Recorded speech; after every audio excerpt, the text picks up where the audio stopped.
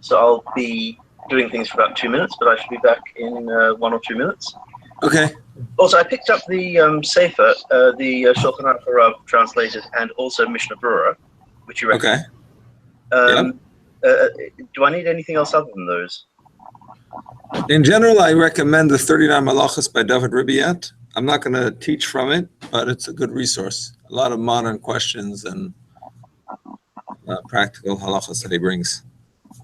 Okay. Very good. All right, so you should all have the link. And we were up to... Before we start, we have a quick question. Quick question on the topic only, yes. No, the topic. No, sorry. Okay. Got to get going. Okay. We are going to learn a little bit tonight about Hatmana.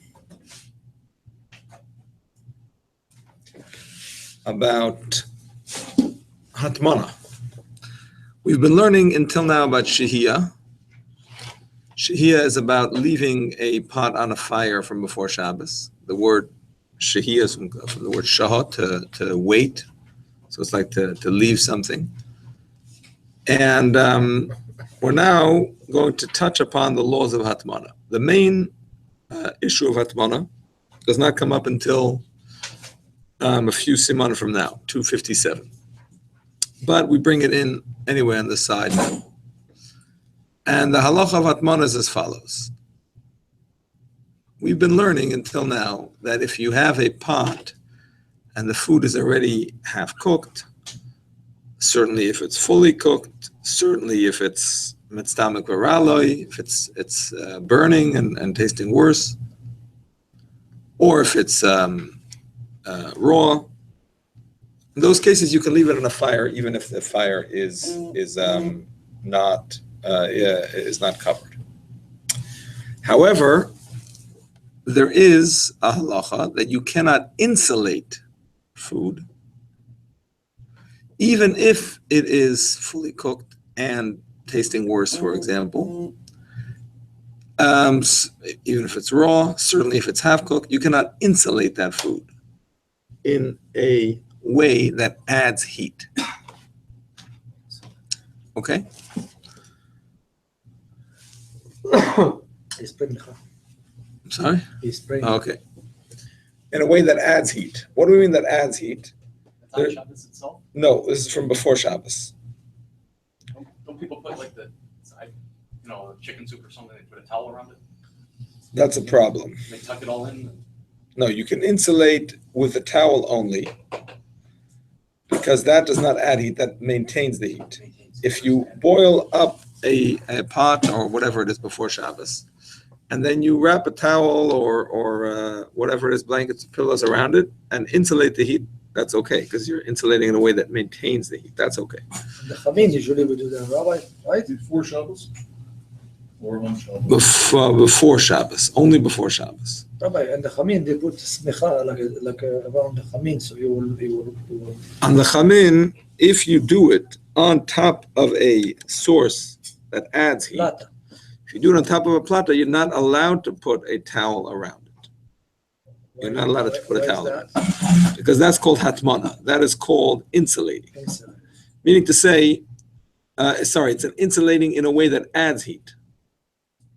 What do I mean? If you have the fire or the heat source on the bottom, and then you have the towel around it, so the heat comes up and it adds through the towel, it becomes something that adds heat.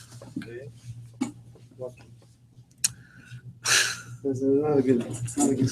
Why not? We've got to figure something better out. We've got to figure it out better next time. It's okay. Why not? Okay. The point is, why is it forbidden to insulate in a way that adds heat? The problem is, Shehiya was generally done for Friday night food. Meaning to say, when you left it on a heat source, especially in those days when the heat source was dying down, you didn't expect it to be that hot for the next day. So that's Shehiya. And there the rules are that it has to be ready, almost ready for Friday night. Better if it's fully ready, better if it's already, beyond that, and it's not like we said. When it comes to Shabbos day, the way they used to do it is they used to insulate it, not just leave it on top of a heat source that was dying down, but they insulated it. They surrounded it with a heat source. And the best way to do that would be to surround it with coals, like to put it in the oven and heap up coals all around it. So now, even though the coals are going to die down, but it's really hot and זה like smecha, right? Cool. If you put something around that, it's like that's smecha. Exactly. And that's why the Chachamim said that you're not allowed to do that. Because even if it's hot, even if it's cooked, fully cooked, but the fact is you want it to be hot for the next day, for the next day's meal. So therefore, you're going to be concerned and you're maybe going to stoke those coals. So what about tonight? If you're doing it for tonight, not for tomorrow? Doesn't make a difference. Just like when it comes to Shehiya, the argument can be made, the whole problem with Shehiya is that it might not get ready. That's only if you're eating it for tonight. But if you're eating it for the next day, for sure it's going to be ready. So therefore, I don't have to follow the rules of Shehiya. So, nevertheless, the Chachamim said, you have to follow the rules regardless of when you're planning to eat it. The same thing when it comes to Hatmana, because generally it was used Hatmana was used for the next day, and then people care that it should stay hot. So even if you're planning to use it for the night, it makes no difference. Same rules. So יש במסעדות ששמים where is the wedding, they have like a tray like that, and they have some small fire in the bottom. So if you put the cover aluminum, it's like you cover like smecha. No, the cover of a pot is not considered hatmana. That's considered like part of the pot. If you put the aluminum foil on the top and cover it, it's foil, aluminum. Foil, in addition to the cover, could be a problem. But the cover itself is not a problem. Just like the pot itself is not considered a hatmana. That's not insulating. That's just the way you hold it. So the cover of a pot is just that's the way a pot's supposed to be. It's supposed to be covered. If it's aluminum is the same. Maybe aluminum would be a problem. We'll see more of that. Okay. So the issue over here is that until now we did not address this issue of hatmana at all. Now the Machaber brings in, and the Alter Rebbe quotes, that all of this is fine and good, what we've been learning until now, if it's not on top of coals. But if it's on top of coals, whether those coals are covered or not, but they are a heat source that is adding heat. And the Machaber holds that the rules of Hatmana apply not only if it is insulated on the sides, and maybe on the top, we're going to see later maybe, but even if it's just insulated on the bottom, it's called Hatmana ben Miktsas. The Machaber holds that even a partial Hatmana is considered a Hatmana. And therefore, there is no way, according to the Machaber, you will be allowed to keep a pot directly on top of coals, regardless of the fact that it's half cooked, fully cooked, even mitzdamek oraloi, because that is already falling into the category of hatmana, of insulating. And once it's insulation, it's a problem, even if it's mitzdamek oraloi. It makes no difference, because that's already something they did for the next day, and therefore you're going to care to keep it hot for the next day. And therefore, even if it's fully cooked, okay, it's fully cooked, but if I don't stoke it, it's gonna cool down. I need it hot for the next day. It's my challenge. So this is a very big finish. Now, so what did we accomplish with everything we're learning until now? Cover the coals, and Michael ben Drusai, and Stamak Viralai. What did we accomplish? You can't put on the coals anyway. Very simple. The Machaber says, based on, I think it's the Ran, that it's actually talking about a case where they had a frame, and they hung the pot on the frame above the coals. Everything we've been learning until now is only about that case. Because if it would be sitting on the coals, then you would have a problem, regardless of how fully cooked it was.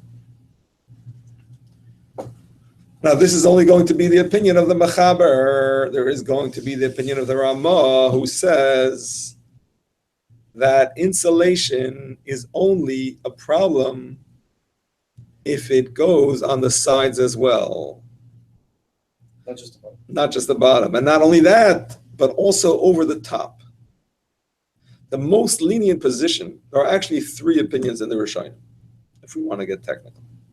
Rashi says that even if it's just Hatmana on the bottom, even if it's just the bottom is adding heat, is a problem. She's like Mechaber. Yes, Mechaber is going like Rashi. Where we want to put it? On the hair? On the fly? You have to be Hanging. hanging. Yeah. Hanging like that. Yeah, on a frame, like a little frame, hanging. That's the way the Mechaber says it. How about Nowadays, a tripod, where the like a legs are tripod, standing? exactly. A tripod is also good. But the standing. Tripod is also good. Some people, When the legs are standing in poles, so basically he could come up through those poles. well, yeah, but those poles are a very small amount. That's not considered. So I'll give you an example. There are those that try to follow this opinion even today. I heard that the Chazan Ish was of the opinion that you should be strict like Rashi, although I must say I didn't see it inside. Quarter, anybody? No? You will get it back. A quarter or a penny. One thing I have is a quarter. You will not get it So back. Okay. I've heard that the Chazan Ish held that you should be machmer for Shitas Rashi, and that in Bnei Brak many people put their pots on 3 coins like that on top of the blech, so it's not sitting directly on the heat source. They put quarter. If we're talking about the Chazan, Penny. Pennies, because why should you waste a quarter? You could use pennies. On Must be, the blech covering the fire, we already said it's not a problem. It's not a problem for Shehiya, but now we're learning that it is a problem for Hatmana. But the quarters still, they still die. It's a good trick, right? Right, but that's considered so small, So, such a small amount, that's not significant. so Rabbi, I don't know what the amount is, 50% of the bottom, I don't know exactly. so Rabbi, if I put the quarter like the shita, I can cover it because it's not mana because it's on the air. I'll tell you why. Okay. I'll tell you why. Why is it a problem for Hatmana? The definition of Hatmana is that if something adds heat, it's called Hatmana but moisef hevel. You're insulating something that adds heat, and you cannot leave something in a way of Hatmana that adds heat, even if it's fully cooked. You understand? Even if it's going bad as a cooked. No. That everybody agrees to. Exactly. What is the definition of Hatmana? 3 opinions in the Rishonim. Like we said, one is the bottom only. That's Rashi. That's how the Mechaber paskins. One is the Sefer HaTruma, and that is that it goes by the walls, a majority of the walls, even if it's not on the bottom at all, by the way. And then the Ramah says that it's the walls and even the top. It's not Hatmana unless it's the walls and the top. Even the top, it doesn't mean on the side, he said. No.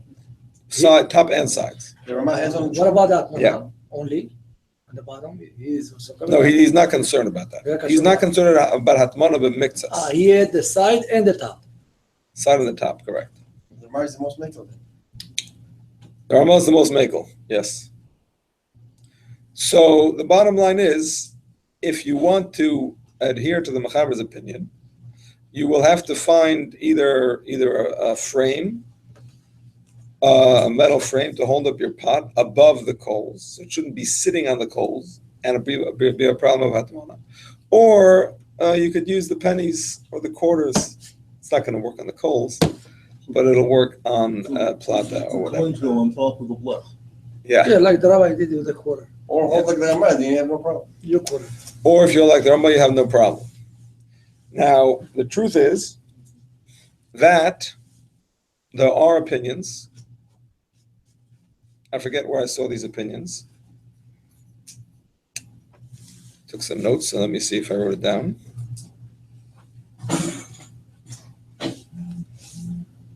Uh, bu- bu- bu- bu- bu-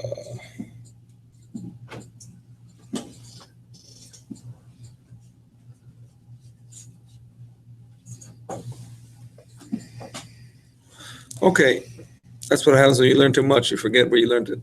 But anyway, there is a logic to say,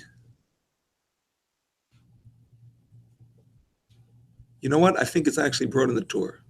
I think the Torah brings it in Reish Non Zayin in 257. There's a logic to say that the rules of Hatmana only apply to something that is movable, something that you can actually wrap around something else. And for this, to understand this, we have to go backtrack, and understand why did the Chachamim forbid Hatmana.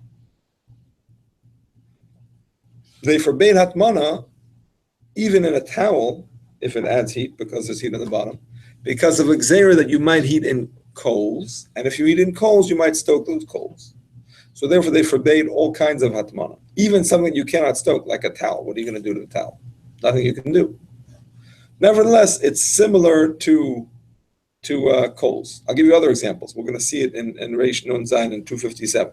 You cannot cover the pot, or however you define insulation, you cannot insulate the pot with gefes, right? With what we're learning about now, the refuse, the olive refuse, or manure, anything that has natural heat. There's nothing you can do that's going to stoke that. I mean, you can't stoke that. Nevertheless, because it's similar to the coals, they said don't do it in that because you may do it in coals, and if you do it in coals, you may stoke those coals. So one second. So coming back to what we're saying here is that the logic is, if the surface that you're putting it on is not a movable surface, not a pliable surface, it's like a plata, which is metal. I mean, I don't even know what it's made out of, but you can't bend it. There's no way you can put it around. So there's a logic to say that does not fit the bill of insulation. That's not included in the issur of insulation. What about something that's made to wrap around it? Like what? Crop slab. That is a big machlokes. Actually, Shlomo Zalman Auerbach holds that a crock pot is hatmana. The chamin with the pot? That's what I'm asking. Shlomo Zalman holds that a crock pot is hatmana. Even according to the Ramah. Well, not according to the Ramah. No, according to the Sefer Truma. According to the Sefer Truma. Because it's on the sides, bottom and sides. So Shlomo Zalman does not allow a crock pot. No, the crock pot doesn't give heat from all four sides, it gives heat from the bottom. Bottom and the sides. Everything, because you close. It gives heat from the bottom, it goes to all four sides. Well, of course, that's that Hatmana, B'davar Moisef Hevel, is even if the heat is coming from the bottom, and that's how it's insulated to the sides. Like a towel on a pot that's on a blech or a plata. That's also a towel. If it's not pliable, what's the problem? But the towel is the same thing like the pot inside the pot, and it's like the you know what I'm talking about? No. When you do chamin, you have a pot, and inside you put the pot for the chamin, and you close it. Is that mana? Are you asking? I don't understand. I see it. It's What's your question? Yeah, for the chamin. A crock pot, according to Shlomo Zalman, is hatmana. So Why do some disagree? We'll get to that. So the towel also the same halacha then for that. Towel's not allowed. Why is this and this not? It's the thing is mana. Who said this? Yes. Why if you put it inside the What's pot, your question? About the towel? You're not allowed to do the towel. And why you not allowed to let me chamin inside? I told you, Shlomo Zalman says you're not allowed. You want to know why some allow it? We'll get to that. Is that the Shem? We're not. This is.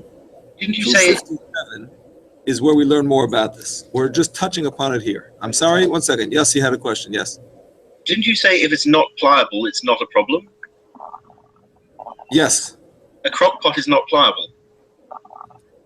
Okay, that's a good question. That's a good question. We have to address that when we get to 257. He's saying a crock pot is not pliable. What is pliable? And you can't move it. You can't move it. It's not like coals that you can, you know. Yeah, but when you remove it for one time and that's it, it's done. It's not about removing it. It's about insulating it in the first place. It's about insulating it. Right, according to Ramad, the hotel should be allowed. No, the towel you can move. But what about towel that You're is not saying from for the the top, side? because it's only from the sides. Yeah. Oh, if you put a towel only on the sides and not on the top, according to the Ramah, it's allowed. No, the opposite, just on top, not going to the side. Also not good, because he requires everything. No, that's allowed. No, that's. I think that is allowed actually. This is what we use in Shabbat. We have special towel that is not so bending. You buy it in Israel. Yeah. It's like thick and it's not bending, especially because not to do atmana. Yeah, that should be You okay. put it on the foot, but it stays flat. That should be okay. That should be okay. Don't some put No, it's not for a a man. towel or whatever is around, but leave one area open, Especially so it's not complete. Maybe we'll get to it. We'll get to it. I don't want to go too far off. That's why I'm trying to find some okay. Otherwise, they will be. Okay. Yeah, we're just touching upon it here. Okay. Let us continue. We're learning now the Shulchan Aruch Harav. We're number 10. We're in 253. Reish Nun Gimel. Sif they are nagas begacholim. Kegoin chershevas agabe kisa shel barzel agabe avonim b'tech akira oyataner. Aval miyamedes agabe gecholim afshin oyim boisuk tumas polinya. Yes, you are with me? 253. Yeah. Af im mitztamek v'ra loy. Hainu shara loy lo'odom v'otzifu b'zeh shatashel mitztamek o shuchal legami lefi shezenekra hatmona shemat agabe gecholim. Agacholim Masif Mel Bagder was allowed to Agabe Dabar Masif have Fidim Masam Kora Loy, Oy Chain Lagami Commission is brought simulation on Zion Ayin Sham Hatam. Okay, let's have some English. All the above applies when the pot does not touch the coals. For example, it is resting on an iron tripod. This is exactly it. Or on stones within the range of the oven. Within the range of the oven. If, however, the pot is resting on the glowing coals themselves, even if they are partially extinguished or covered, it is forbidden to leave the pot in all instances, even if the person feels that further cooking will be detrimental to the food. Right? That's the definition of stomach ralloy. And he is saddened that the food will cook further, or even if the food is entirely raw. The rationale is that placing a pot on the glowing coals is deemed as atmana, hiding, not a very good translation. Insulating is a better translation, i.e., hiding a portion of the pot. I would write insulating a portion of the pot on top of coals. The coals increase the heat of the pot, and it is forbidden to insulate a pot on its temperature that increases its heat, even if further cooking will be detrimental to the food, or even if the food still is entirely raw, as will be explained in section 257. Note the rationale explained there. The rationale explained there, as we're going to see, is that hatmana is generally done for Shabbos day, and if you don't stoke it, you're afraid it's going to cool down, and you want it hot, even though it's not going to taste as good because it's boiling away and it's shrinking, whatever. But the fact is, if you don't soak the coals, it's going to cool down, and you want to serve hot food. So therefore, all of these rules of raw and half fully cooked or good for you, bad for you, doesn't help for hatmana. So therefore, you have a problem. Which translation are you using? I just sent out a link to this translation on the WhatsApp chat, and it's now on Chabad.org. It's the basically what people spend money to buy, like yourself. The new Shulchan Aruch of the Alter Rebbe in English is now available free of charge. Right, so I don't have hiding. I have partially extinguished or covered. What does it say? So mine says, if, however, the pot is resting on the glowing square bracket glowing coals themselves, even if they are partially extinguished or covered, it is forbidden to square brackets leave the pot there. In all instances, even if the person feels that further cooking will be detrimental to the food, and he is saddened that the food will cook further, or, square brackets, even if the food is entirely raw. Yeah, that's what I have. You have the same thing I have. You said you had the word hiding.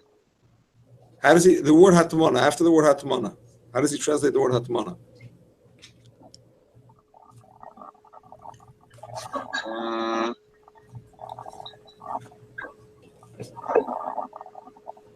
The rationale is that placing a pot on the glowing coals is deemed as hatmana. quotation marks? Yeah, it is hiding. It is the same. So I was, yep, it's exactly the same. Yeah, a poor translation. Sorry. Okay. Here. There are authorities, and this is, like we mentioned, the opinion of the Ramah. There are authorities. I'll read the Hebrew first.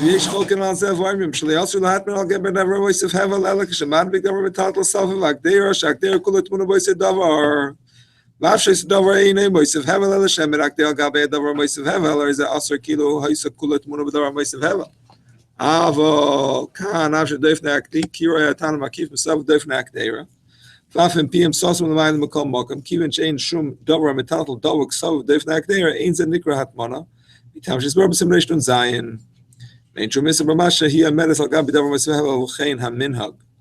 Back to the English, there are authorities who differ with the above and maintain that it's only forbidden to insulate a pot on a substance that increases its heat when one covers it with a substance that can be moved. You heard that? That can be moved. And that envelops the entire pot, to the extent that the pot is entirely covered by that substance. Again, this is the opinion of the Ramah, based on one of the Rishonim, I think it's the Hagoyis Mordechai. Even if the substance that was covering the pot does not increase the pot's heat, but the pot was resting on that substance that increases the pot's heat.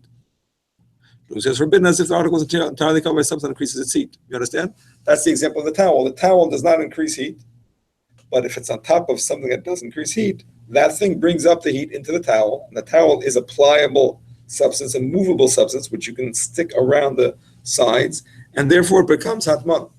In the instance at hand, however, even though the walls of the range of the oven surround the walls of the pot, and moreover, even if the openings to the range of the oven are closed, so here you have a question. You have the coals underneath, and it's sitting on those coals, and then you have the walls of the oven. Well, the walls of the oven, they're on the sides, and the top of the oven is on the top, and maybe the oven is maybe even sealed shut. We're going to see later, they used to seal the oven shut in some cases to keep the heat in. So it's mamish insulated on every side. But it's not those oven walls and that top of the oven. They're not a davar hamitaltal. They're not a movable item.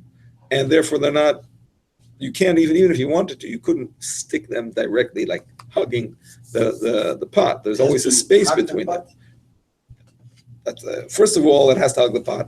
And second of all, it's not a substance that is similar, even if you would somehow shrink it, but it's simply not similar to coals, which are davar mitatal, which is a movable item. So basically, it's like tanur. It's basically like shehiya and not like hatmana. That's what we're saying.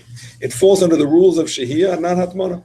And therefore, as long as it's half-cooked, according to the Ramah, or it's raw, or Mitzvah Varela, according to the Mechaber as well, then it's going to be okay. Shehiya means leaving. Shehiya is what we call leaving food on a heat source from before Shabbos. That goes under the category of Shehiya. Hatmana is the category of insulating. So they have different rules, right? Shehiya is what we're learning until now, in terms of it being either half-cooked, tasting better as it cooks, tasting worse, raw. All of those rules applies to Shehiya. The rules of Hatmana are totally different. The rules of Hatmana are, you cannot do Hatmana even from before Shabbos, even if it's either raw or fully cooked, or it makes no difference. There is no way to do Hatmana in a thing that adds heat. So that's what we're saying here, because it's not insulated on the side with something movable, it's not in the category of Hatmana.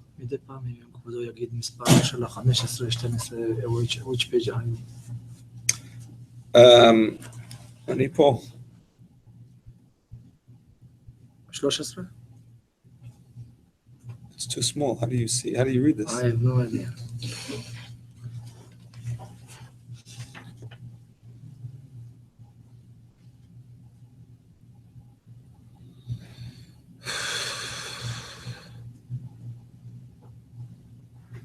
אנחנו פה. אפילו. Speaking, if you were able to hug the pot from the side of the wall, still not be considered one because the walls are not like. Exactly. Although we're going to see about it in a crock pot. Reb Shlomo Zalman held that a crock pot was hatmana, even though the walls of the crock pot are not pliable. Not only that, it's also not hugging the sides. Exactly. There's a little space up until the very top where it's, it sits on Only it. the top that fits. Only the very right? top, So then exactly. it goes narrow. Exactly. Otherwise, it has to go narrow. Otherwise, it won't fit. Yep. I mean, it could be perfectly fitted, but they didn't do it like that. There's a little space. How's it going to fit if it's exactly? It would be impossible because of the expansion. Yeah, you could engineer it, I guess, but yeah. You have Salman holds that it's usher anyway. His opinion is a chiddush, to be honest, but it's his opinion. I'm sorry? I said you would have a problem with the expansion due to heat of differing materials. All right, I hear. Okay, and now we are going to learn a few new concepts. Before we continue, we're going to learn about the following. Pay attention. And I was actually working on a handout to email in advance of the class, but since I didn't finish it, I didn't, but I'll put it in an email that I'll send out later. It's Hashem, so you'll get these things in writing. Or, of course, you could take notes. Not a bad thing. Okay, so here are some rules. Yes? If you replace the coals with hot water, Like they do in the chafing dishes? yeah, but water is also a pot, boiling pot, you put another pot on top, kind of like a crock pot. but different. Boiling water is movable, It is, actually. so it's kind of the same thing as. Absolutely. It's a big question. It's a big question regarding kishka. Does anybody know what kishka is? You have to be Ashkenazi and you have to be of a certain age to know what kishka is. Not Kishka. true. Spartan also have kishka. They call it hashwa. Oh, there you have it. One more time. Hashwa. Chashua. So Hashwa. basically, kishka is the intestines of a animal. I don't know, cow, goat. I don't know, whatever. Of course, cleaned out and made ready to eat, and then stuffed with dough and spices and whatever. And then they would put it in the cholent. Nowadays, by the way, many people make kishka without the kishka, so it's just the stuffing of the kishka. It's like the dough and the spices and whatever. But they don't want it to disintegrate in the cholent, so they put a foil around it and they put it in the cholent. And the poskim question this practice because they say that the cholent itself is like a movable item and it's completely surrounded by the cholent. And they say it's an issue of hatmana. The way that they get around it is they say to poke holes in the foil so that it should be considered like it's part of the pot, like the juices, they're exchanging flavor, so it becomes like part of the pot. That's how they deal with it. But other than that, it would seem that it is hatmana. Spartan have just Water you can't. That's what he was saying. Yeah. who's that? Yes, he knows. You have a bag, a special bag for cooking. You're allowed Sorry, to what did I say? Same question. That's It's full the of same holes. question. That's full of holes. Does it have holes? Yeah. No. Some of them yes, some of them not. You want it to be cooked by itself. It's not full of holes. But No. you make. Ben, which bag you talking about? And then The the one water would they use for rice. No. Has Challenge holes. for No, sweat. you need. They make you use everything the mesh separate. bags Yeah, they don't- that the I'm not flavor talking can about come that. around. Right. So is it Cooking kasher bag. bag? Cooking bag is, they cook the wheat separately, they cook this, the potato separately. Interesting. All right. Oh, so what about those bags? What about the- Baruch Hashem, we have time to do research until we get the Reish Nun Zion. All right. Yes. Eggs when they put on top of the chalk. That's a very sluggish kind of. Yeah, but the eggs are not insulated. I mean, the eggs are not separate. They're in there. They're getting the flavor. And the proof that they get the flavor is that they turn brown. Yeah. Otherwise, why would you put them in? That's the whole point. The whole point is to get the flavor. Okay, it's not. The eggs in the cholent. You allowed to do that? That what? Yeah. Okay. That what, Rabbi? I'm saying that's not insulation. I have no idea. It's part of the dish. It's not a separate thing. Why does it get brown? Because it gets the flavor of the cholent. So let's say you cook an egg in hot water without any sort of spices for a very long time. And what about it? It'll turn brown. Will it? Yep. Okay. No, you have to put So then for what? some One of the egg.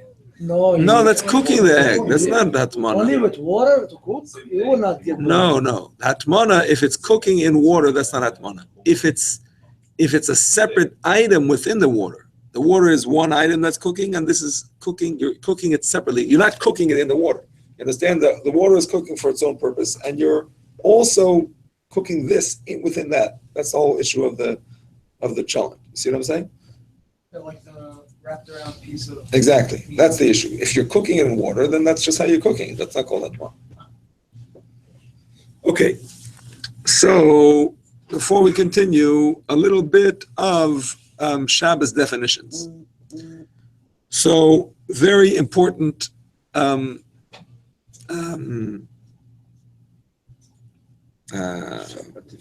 don't know how to define it, but very important Shabbos definition is called the psik reisha v'loy yamos, as opposed to a davar she'ena miskaven. I better take notes for myself so I remember what to include in this handout. Give me a moment.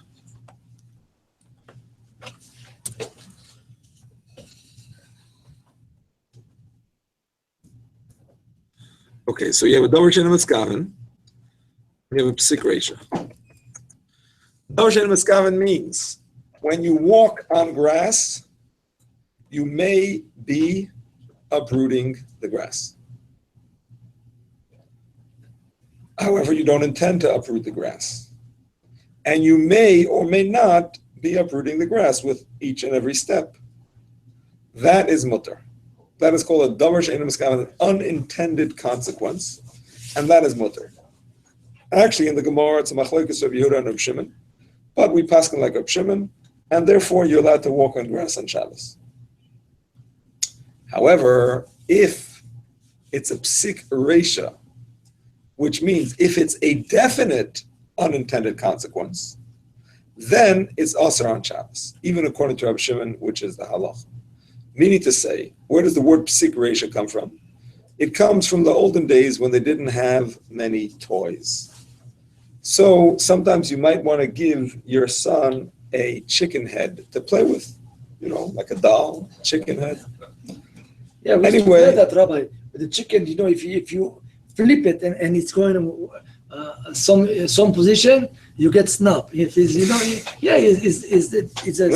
it's the bone. It's the bone is like one corner is like that. The other one it's.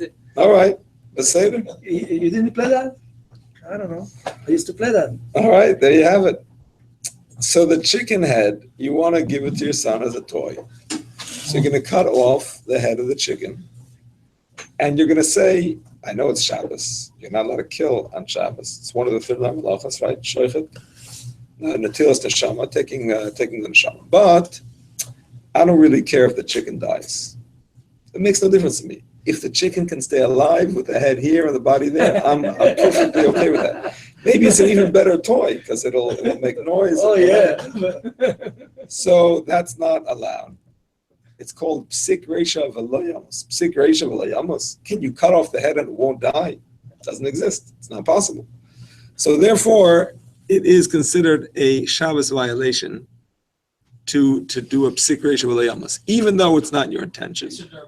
No, it's an issa d'oraisa. Psik reisha is an issa d'oraisa. Although, if you want the full information, it depends if you have some benefit. Exactly, if it's nichale. If you have some benefit from the fact that it's dead, let's say now the chicken's not going to bite your kid. Okay, so it's not your intention, but you're happy that it's dead. That's called psik reisha de nichale. That's d'oraisa. Psik reisha de lo nichale, where you get no benefit at all, then it's d'rabban. The example of the guy wanted to give it to his kid. In that example, it was nichale. He wanted it. He actually wanted it dead. It's better for him, even though it wasn't his intention. Yes. So walking on grass, that's for sure going to come out. Or walking on these sticks, that will for sure break. Yeah, exactly.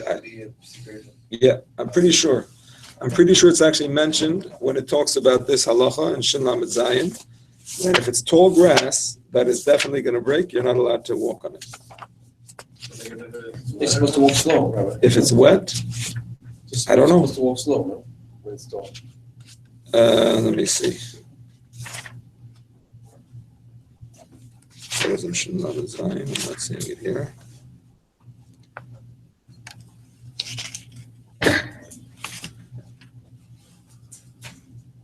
מותר לילה חגב עשם בשבס ולא הולך יחף. אפשר שידבקו עשם מקשס בסיבית, לשם מקום בקדוש של סקאנו מותר. Okay, he doesn't discuss tall grass. I thought I saw it somewhere that tall grass is a problem. Wet, I don't know. I don't remember seeing it. I don't know. Okay, so the point is that here's where we bring it in to what we're discussing now. So according to the Mechaber, you're never putting it on coals, so you never have an issue of removing it from coals. However, the Ramah, who allows you to keep it on coals, because he doesn't consider it hatmana, says it's only on the bottom, not on the sides. So now you have a problem. How are you going to take it off of those coals on Shabbos when moving a coal is called mavir, right? That's going to be one of the 39 malachas, to ignite, right? A coal is, every time you move it, it gets a little bit hotter, it gets a little bit less hot. So how are you going to remove this pot without moving the coals? So here we go. Sorry,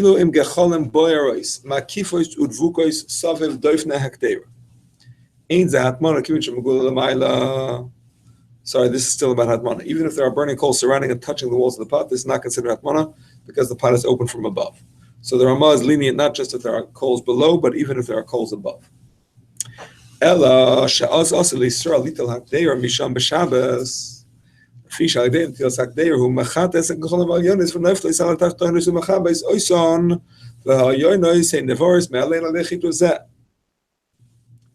In such an instance, that means if the coals are on the side of the pot, not just underneath, a Jew is forbidden to remove the pot from such a setting on Shabbos. Since by removing the pot, he will inevitably also move the upper coals. They will fall on the lower coals and extinguish them. Moreover, as a matter of course, the upper coals will burn more powerfully when stirred in this manner. Even though the person, back to the Hebrew, afal pi, afshu meskashu, eina meskaven lachtais mekavakum sikreshu v'leyamasu, sheyef shalit lagdeir shleichat ha'gecholim.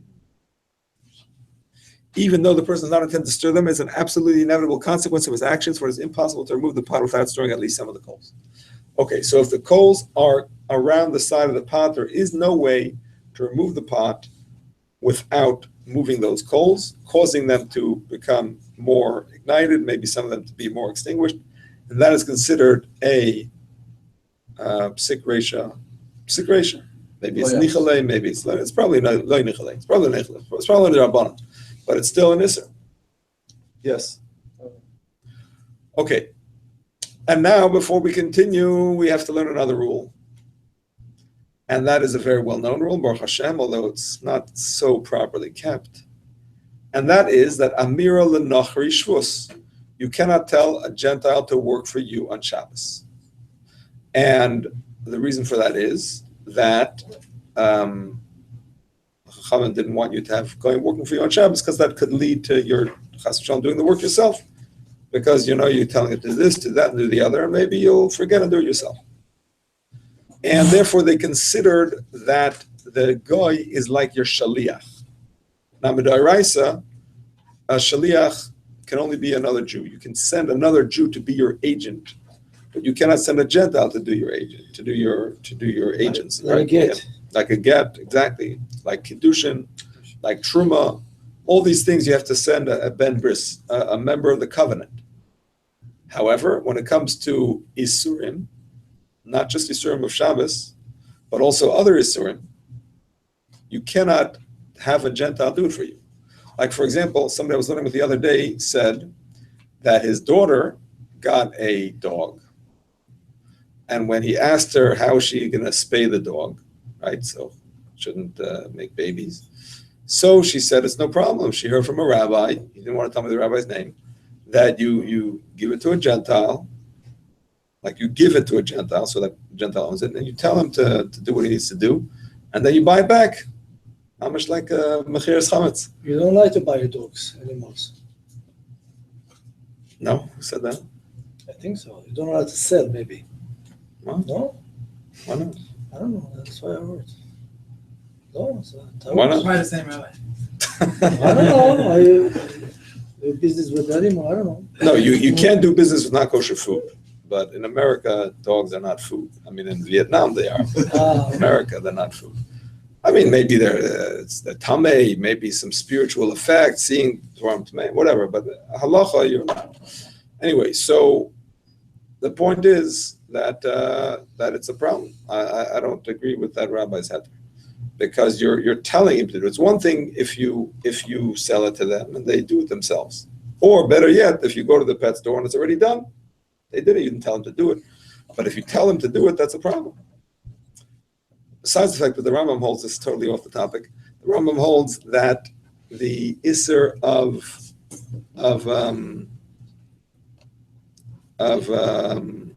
spaying, you know what, maybe I'm getting mixed up. I think it's Kilai, no. Kile Behema, the Rambam says, applies to Goyim. I don't think he says it about What if it's law? spaying. I'm sorry? It's law to spay the animal. Is it? Yeah.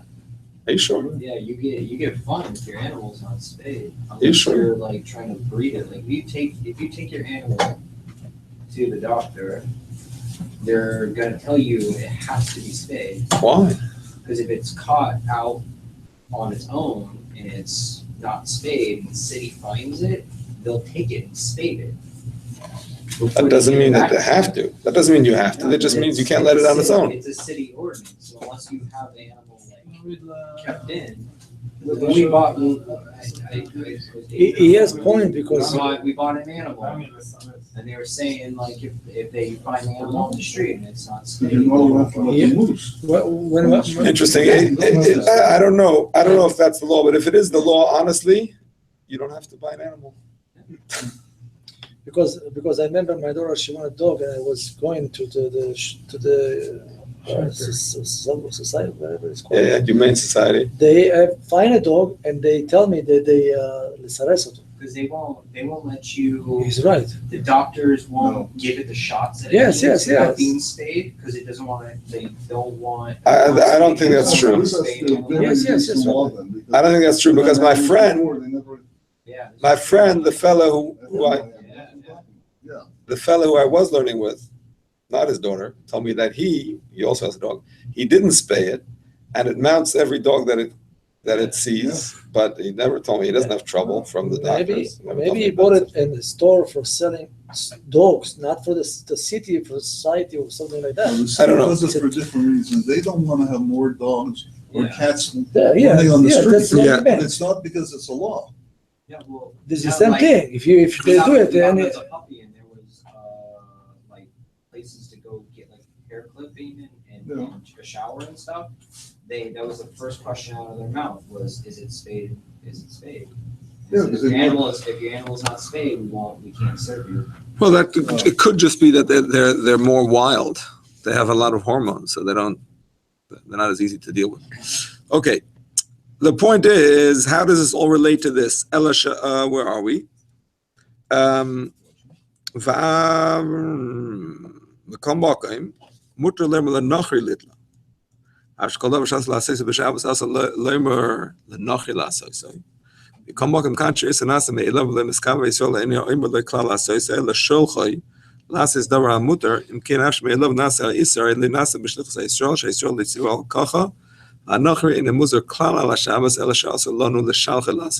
Very important principle that we're learning now that we can apply to many cases.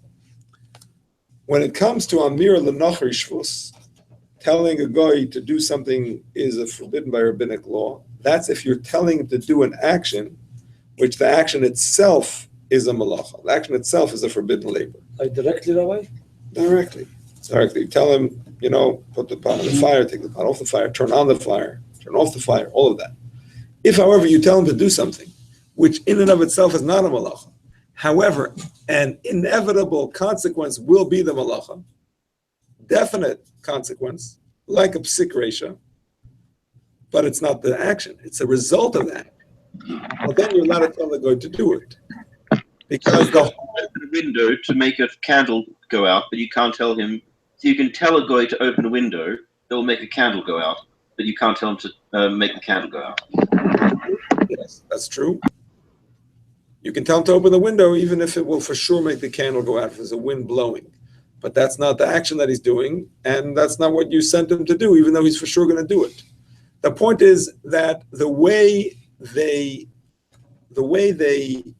establish the rules of Amir L'Nachri Shvus is that what you sent him to do is considered like you're doing it. He's your shliach for what you sent him to do. Right? It's like a law of shlichus, of agency. Whatever you sent him to do, it's like you did. But the secondary thing, you didn't send him to do it. Okay, that's like something he did on his own. Can you tell a guy to switch a light switch? It's against a non-Jew doing it, and you can, even though you know he's going to do it, it's no problem. I'm sorry? Can you tell a guy to move the position of a switch from off to on? No, that's a direct result. That's not an indirect result. That's a direct result. Rabbi. That's not grumma. That's direct. So if he's coming, Unless it's a Shabbos switch, but that's a whole No, nother that story. was going to be my next question. Let's talk about it. Rabbi, if he's coming to visit you, you give him a jacket, a nice jacket, so he'll feel hot. So, it's okay. Oh, that's a whole other thing. It's a whole What other you're thing. referring to is if you tell a boy to open the refrigerator door. Exactly. That's the a light perfect is on. example. If you tell him to open the refrigerator door because you forgot to turn that thing with the light off, the light, you forgot to switch it off. So you can tell him that. The light's going to go on. So what? You didn't send him to turn the light on. Now, once it's on, you can't close it. So you leave it open a little bit. You can't tell him to take the light bulb out. No, But he says you you can tell him to take the light bulb. can tell him to Why? close the door. He says taking it out is only Darban also. That's true, but it's also it says shvus to shvus. He says it's gonna. Welcome, If sir. it's Okay. gonna ruin the food, he says you're allowed to do it. Okay, shvus to shvus. Shvus to shvus. Or it's gonna So close what- because the kids are gonna play with the door. Then you're not gonna have the food again. Okay. Can you tell him to close the door? Close the door also. That's no problem. It's no problem. Why is no problem? Because the fact that light goes off is a psik ratio. It's an unintended consequence. It's not what he's doing. It's something that results from what he's doing. So he allowed to open the refrigerator and close. He can for sure. You can even tell him to. But That's the not point. switch the light. No, not directly. Not the light. So let's read the English. Nevertheless, one may tell a non-Jew to remove the pot. True, it is forbidden to tell a non-Jew to perform an activity on his behalf. That is forbidden for a Jew himself to perform on Shabbos. In this instance, however, the forbidden activity is performed as a matter of course, without any intent. The Jew does not tell a non-Jew to perform a forbidden act, but rather instructs him to perform a forbidden act. Instructs him to perform a permitted act, Hence, even though the forbidden act is performed as a matter of course, the non-Jew does not perform as an agent of the Jew, for the Jew did not instruct him to stir the coals, nor is the non-Jew commanded to observe the Shabbos. It is only that we are forbidden to use him as an agent to perform a forbidden act. So the same thing applies, by the way, if you forgot something in your car and you need a non-Jew to open the car door, right? So what is it? It's basically the lights are going to go on, right? So it's okay? So it's okay. If the light doesn't go on, you can do it yourself. It's a rule. If the light doesn't go on, it would seem that you can do it yourself, yeah. Depends what you have, what kind of a switch. Rabbi, Yeah, of course. You can't use an electric switch. Right, Can't use an right. electric switch. But the point is, even though a car is muktzah, but it would seem that you're moving the door out of the way. It's machmas mekayma. You understand? You're moving it out of the way. So when you open the door, you're allowed to be next to him? Or not? If I pass the street and I see, open the door and next to him, what I said, oh my goodness, Shabbat. Oh. I'm crossing the street, my neighbor is standing in front of the door, and someone opened the door. I don't know is it goy or not goy. So you watch. Stay Stay and watch. If he opens the door, can you go in again? Yeah, right. Also I don't driving see why to not. No Mara sign. In general, we don't make our own rules of Marasai. Yeah. We don't make our own rules. because it's too much, because the car is like you are not driving Shabbat. It's Shamayim. I mean, you see he's not driving it. There's the way you sit when you drive, and there's the way when you I look see for the door something. open and the light on, and he's And you see somebody next to him. You You see somebody next to him. So you have to use your brain. What else can I tell you? I'm just checking. Rabbi, the whole rule, we don't make up our own zeros. Yeah. So let's say, like, for example, I want to get a soda at McDonald's. Yeah. So does Chazal talk about? No. So why can't I go get soda? Soda McDonald's from where? It's not strictly forbidden. It's not recommended because sof kol sof it could be marasayim, but it's not strictly forbidden. That's why they give a heter. A person has a business meeting and What's not strictly forbidden? food, even not food. If it's a necessary situation, you know what I mean? If you can. I missed the question. I don't know. I mean, the same thing here with the car. I wouldn't recommend you plan on doing that, but if you're stuck, that's what you do. I'm sorry? I missed the question. Yossi? Yeah, I missed the question. If we don't say Maris Ayin, or Chazal didn't say it, what's wrong with going to a McDonald's for a soda? So it's not so sure that the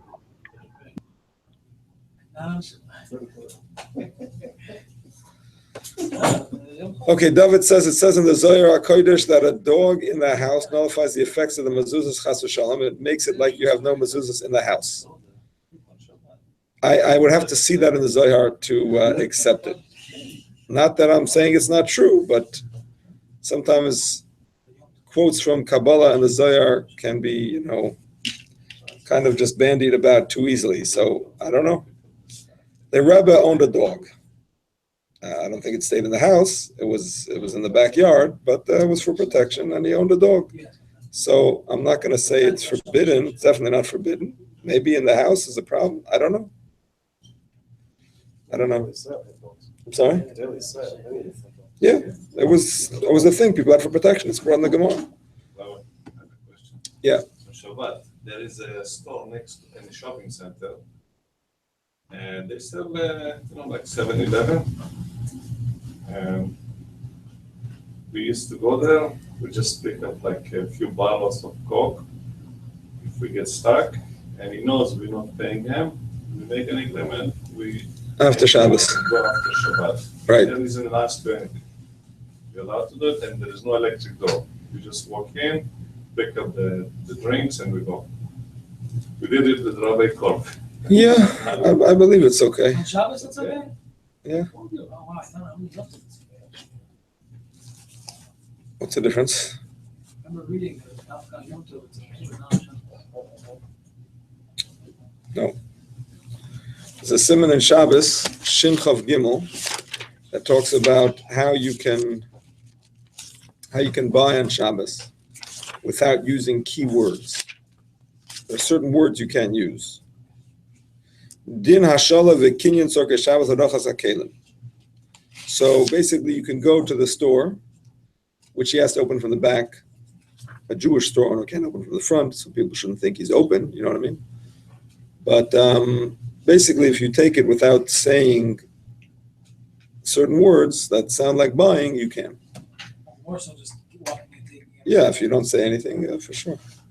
Can you say I'll see you later, or can you say that? I'll see you later. Hold on. No, you can't say I'll pay you later. Can't mention the price at all. Can't mention the price. Okay. So we continue with Yud Aleph in the Shulchan Aruch Harav. In the Gechalim Einan Soviv Hakdeira. Ela Tachtel. I sent you a link if you want it. It's in the WhatsApp chat. Oh, you got it. Okay. Ela Tachtel Min Adin Mutar Afili Yisrael Litla Shafim Yeraner Ktsas Gechalim Din Tils Hakdeira Lo Yuvar Ela Dekach Lo Yichbu Shaf Lav Shein Muktzes. Wasn't the Muktzah Filu No Kol Shum Mikavakim Kivim Shem Nenem Biyodai Ela Yedek there is a Nikra Tiltum Anatzad Ve'im Be'Yisr Klal.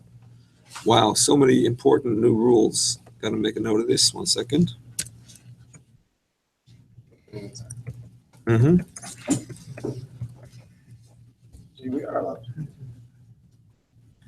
Okay. So if the coals are underneath only, so min hadin, by the letter of the law, you are allowed to remove the pot. Why? Because even if they move a little bit, it's a very small movement. It's not like when it's on the side, so it's going to fall down, and then it's definitely going to get more hot, or some are going to go out. If it's only underneath, so when you move it, you take the pot off, it'll move just a little bit, and it won't necessarily get any hotter or less hot, and therefore it's considered a davar she'eina miskav, an unintended consequence that is not a psikration, right? That is not for sure going to happen. Now, what about the question of muktzah? Coals are muktzah on Shabbos, obviously. So here's another important principle, and that is tiltul min hatzad. When you move muktzeh in an unusual way, that is not forbidden. It's like kala'achar yad, with the back of your hand. We're going to learn different opinions about when that applies and when that does not apply. But in general, there is an exception for muktzeh that you're allowed to move it kala'achar yad. So this is like kala'achar yad, tiltul min hatzad, meaning to say by moving it through the pot and not directly. So that's considered tiltul min hatzad, moving it on the side. And therefore that's okay.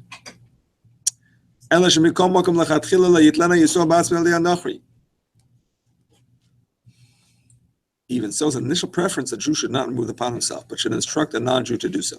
Because after all, it is a very fine line between a davar she'eino miskaven and a psik reisha in this case. They say it could be that maybe you will definitely move the coal a little bit too much. It's very hard to be sure. So if you have a non-Jew, it's better. If a non-Jew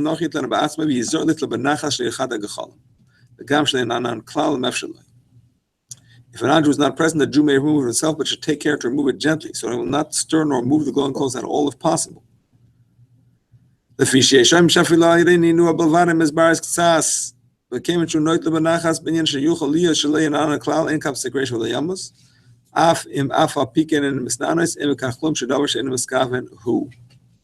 such care is desirable because there are authorities that maintain that even a slight movement will cause the coals to flare slightly. In this instance, since he removes the pot gently in such a manner that it may not move at all, it is not an absolutely inevitable consequence that the coals will flare. Thus, even if they are nonetheless moved when the pot is removed, this is of no consequence since it is not an intentional act. All right, my friends, that basically rounds up the halachas of coals under and around the sides of the pot. Once again, to review, coals under the pot, the Mechaber holds, is a forbidden hatmana. According to the Mechaber, it has to be on a frame that is holding it suspended above the pot. Why can't it be that's the way you're cooking? So if it's not because of havara that you're scared of moving the coals, why isn't that just the way someone cooks? Maybe it is, but it's still hatmana. I'm saying hatmana means something specific to insulate it. If that's the way it's if the cooking is done. Well, you're saying a chiddush.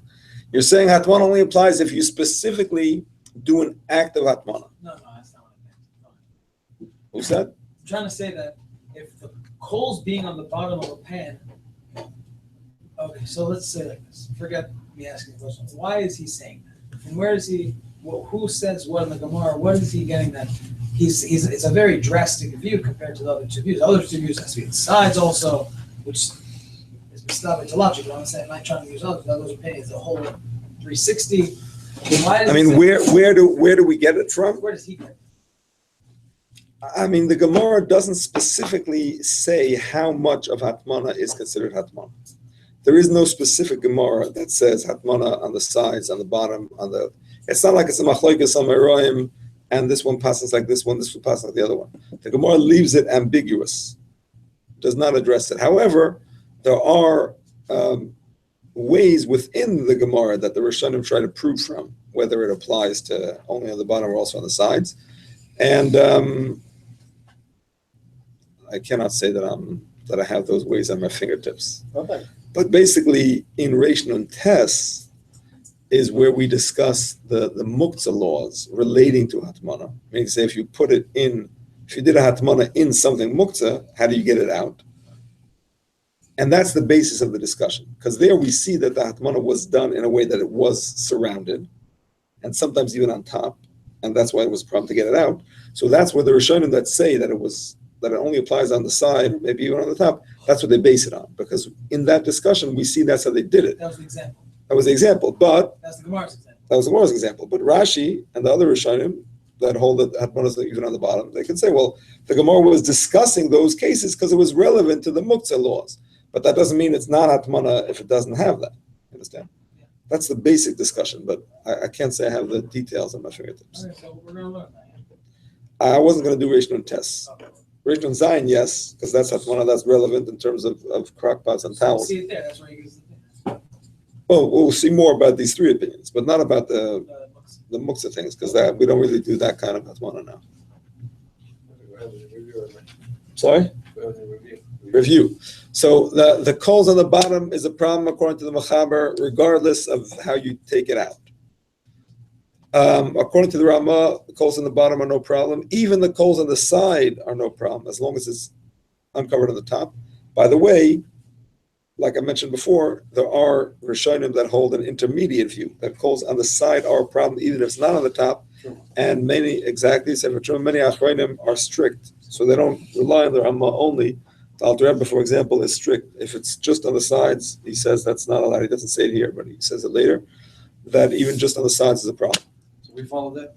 Yeah. Not the Rama. No. But like the Truma, actually.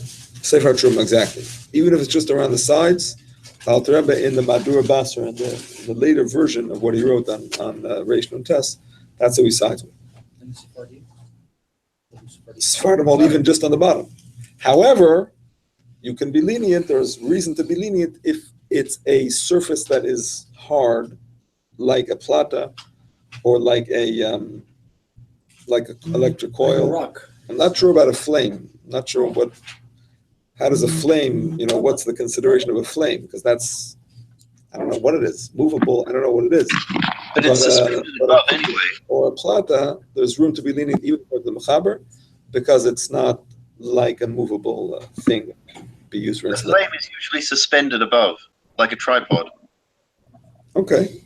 You have it's got at least a little bit of space above Right. the gas. That's true. And it's also not, enveloping the whole bottom. It's just on some sides of it. Even if it is touching, it's certainly not on the majority of the bottom. Question? No, I'm thinking if you take a big rock and you put it like a chalib, this rock eventually will be hot.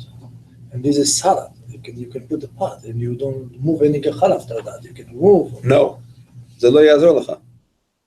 It's like It's not going to help you. If you cover the coals with something and that thing becomes hot, even though it's not a fire, but if it's, I don't know about a stone, but if it's a davar hamitaltal, if it's a movable item, like in the case that the Alter gave of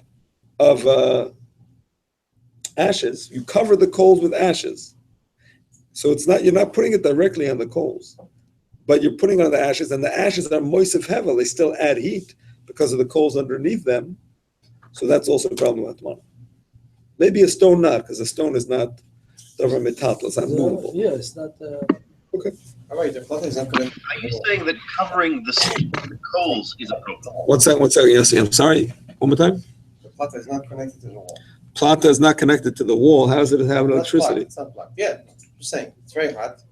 It's not plugged, so it's off. No, yeah. Now it's just the goy, whatever. It's still hot from before.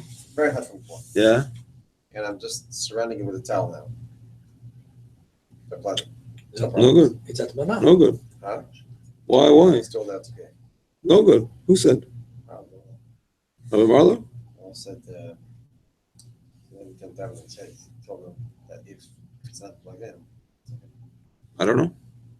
not the clear issue. I mean, basically, you're saying that because it's going down, it's not called Moisef Hevel. That's a chiddush. Right now, it's Moisef Hevel. In half an hour, it won't be. But that's a chiddush. I don't know. If Rabbi Marlow has a source, I don't want to argue with him. But I would need to see it. Somebody said in his name. I don't know. Somebody, that's a different story. That's a different story. Said in his name. Kotel Yesh's name. The Mechaber writes, himself benefits. Yeah, one second. Dov is asking about dogs in shul. Yeah, there's a thing about dogs in shul. The Rebbe wrote about it. Yeah, about seeing eye dogs. Rabbi Moshe also wrote about it, that it's allowed. Yes. Question. Well, dogs, actual dogs in shul. One of the Achronim says not to, because you can't bring a mechir kelev into the Beis HaMikdash, so you shouldn't be allowed to bring a dog into the Mikdash Ma'at. It's like a chiddush, but better not. But because it's not a clear halacha, so it's allowed in cases of need, like a seeing eye dog. And all those dogs that the people bring on the plane because they're depressed and they need some help, and In the stores. Yeah, question? The surface that's not going to be able to be bent to the sides, Moran writes that explicitly. That if it's a situation that the sides of the heat won't be able to be. No, I didn't see it in the Machaber. I saw it in the tour. And I saw the Achronim bring it about the Plata. That the Machaber would agree by a Plata, but I didn't see it in the Machaber himself. Probably, yeah. Probably. I have to look it up again to see the source because I don't remember. Okay, just going back to the brief review. In the case that the coals are underneath and a person is following the Ramah, if it's just underneath, it's better to have a goy remove it. But if he cannot, he can remove it himself very carefully. If it's around the sides, he can only remove it through a goy. And that's allowed because it's a psik reisha and not a direct action. Okay, my friends. Can I ask a goy to bring me to the 15th floor of a building in an elevator? I want him to escort me to the 15th floor. If he wants to walk up the stairs, I'm all about it. If he wants to bring me You up- are not all about it. You don't want him to escort you up the I stairs. I'm perfectly Why fine. would you I live go on the this- 16th floor. I used to live Why? on the 16th You're not floor. asking him to escort you. You're asking him to take you up the elevator. I'm asking him to escort me to the 16th floor. Walk with me. You don't need an escort. You're asking him to go up the elevator. Okay, I don't need an escort. Can I ask him to be my escort? I'm going to ask differently, Rabbi. This security, he knows he lives in 16th floor. He automatically going over there, push 16 without him to say anything. It's better for you? That's worse. Why? Um, מקל עליך, למה? But really, you're asking your friend, can you escort him to the 16th floor? Here you ask him to 16, here you don't ask him at all. You know, you're living over there. If you're gonna go, you're gonna take the stairs. He's gonna escort you Rabbi, on the the way stairs. around that. He's is coming to way do around your that. coffee. He's gonna want to be the It's elevator. easy to You're do gonna because escort they him. have the Sure. cards The on the doors. Sure. So you make arrangements before Shabbos that they're gonna open the door for you One more time. every time you want to go in. Make They Shabbat take the elevator up, everybody. they're going up because they have In to case the go up. elevator. Yeah. At that point, Otherwise, you you wouldn't ask him a question. should be able to ride with it. So when he says, yeah. That's in a place with cards, like a hotel. So. I had a situation last year when we were in Europe, where Absolutely. when you walk the steps, the lights kept going on, So it's not problematic. every landing. I know. And Every step, I read later every on that floor it's is stopped. preferable to have a guy push the button because it does it once as compared to you keep turning the lights on and off as you're walking. Oh, for you, for sure. Yeah, for sure. For Rabbi, you, what for sure. about Shabbat elevator? Every floor is stop. Stop, go down. All right, go to ShabbosElevator.com and you'll get all the information you I need. was asking him secret ratio. We learned about secret ratio. I wasn't asking Shabbos. I was asking secret ratio. Not I know how to ask the. Not simple. the 16th. Not simple. Not simple. I'm not going to give you that header. Not right now. And if he wants to walk, he'll walk. I mean, he'll walk. Not simple. You know, I want someone to talk to. You can tell him to take the coals, the pot away from the coals, because even if they move, that's not what you told him to do. That's a psik reisha, and that's allowed with a guy. All right, we're learning. But nowadays you're allowed to yourself, like, I mean, you're allowed to take it off your left. Well, nowadays we don't have coals, so when you take it off the blech or off the plata, you're not changing the heat at all. Although, when it comes to an oven, of course, you have other issues. When it comes to opening an oven door, if it's not an oven with a Shabbos mode, you may be causing the oven to turn on because it's, the thermostat will the temperature in there will go down, and you may cause it to click on. So that's a problem, and that's why lechatchila you should certainly have a Shabbos mode in the oven. And that way it just goes on and off every 10 minutes or whatever it is, not affected by the temperature. Or you can wait until it's on anyway. That's the next best thing. Although I did see in the Alkut Yosef that if you let me just get the exact quote, but basically he says if it's not clear that it's going to turn on, there is makom lahakel, there is room to be lenient and open it quickly. In other words, as long as you don't leave it open for a long time, that it's definitely going to turn on. What are herb that you did not put on Shabbos mode before Shabbos? But what are already Water urn. Why does that need a Shabbos mode? doesn't right? Okay, sometimes the water cook. They cool off and then they get to a point of cooling and then they start cooking again. You're not adding to it. You're not opening it. You're just taking water out. I don't think that affects it. I don't think so. I never heard. I know the Shabbos mode for the urn is the ones that you have a button to press, and now the button doesn't work and you have to push it. That I know, but for the heat, I never heard of a. No, I'm saying as far as if okay, right. If you didn't put it in Shabbos mode, you still allowed to use it. As long as as far as I know. If I had a stroller on Friday night, and I asked the guy to bring up my stroller to my apartment, and then I wait for him to do whatever he wants to do, however way he wants to travel up the building, and I go with him in the elevator, and he goes to the 16th floor, so do I. If it's okay that they bring it on Sunday. It's a good one, because I know Rabbi Korach was taking a goy for a stroller to go from across the street to the synagogue. So it's meaning you're allowed to send the goy on stroller. No, that's not the question. That's different. Yeah. Same thing. What's the difference? One is walking across the street, and one is where he's using the electric. You don't tell him to use the electric. You said take a stroller. You only take the stroller, that's it. You're comparing the two? Is that what you're doing? You can say take a stroller from across the street, and the old guy is going on the river by himself all the way to the 16th floor. Okay, the Yalkut Yosef is not clear in this heter, but in terms of an oven that's not on a Shabbos mode, he says, since in our case, a majority of the time it will get bigger, but not for sure. Yesh makom lomar, there's room to say that it's not considered a direct action, it's a grama, and some permit the grama, and if you need it for the food, it could be that it's mutter. A person who does it, he has on whom to rely. But it's definitely better to be machmer, he says, and get yourself a Shabbos mode in your oven, or wait till it's on anyway. All right. Too much. It's too much. I'm sorry. Valet, his job is to bring things up. Let's go simple. His job is to bring things up. You know what it says about Arias? Oh, Yosef is here. Welcome. It says, Ein darshin la'arayis b'shloisha. You can't give a shir in the halachas of erva with three people, because people like giving themselves a heter. So while you're teaching to one, the other two are going to discuss, they're going to miss the chumrah that you heard, that whatever, the explanation, they're going to give themselves a heter. So when it comes to Shabbos, elevators on Shabbos, everybody wants a heter.